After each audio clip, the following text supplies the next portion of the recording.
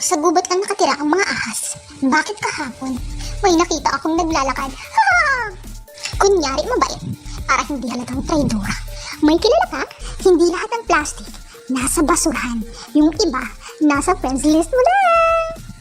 Kung nakakamatay lang sana ang chismis, sigurado ako, konti na lang natira sa aming mga kapitbahay.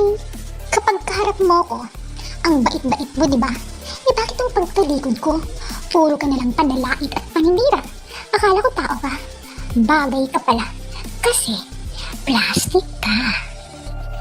Ang tunay na kaibigan, kasama mo sa chismisan, hindi yung ikaw ang pinagchichismisan. Lagyan mo naman ng konting effort pa, yung pagpapanggap mo. Medyo halata pa kasi ang kaplastikan mo eh.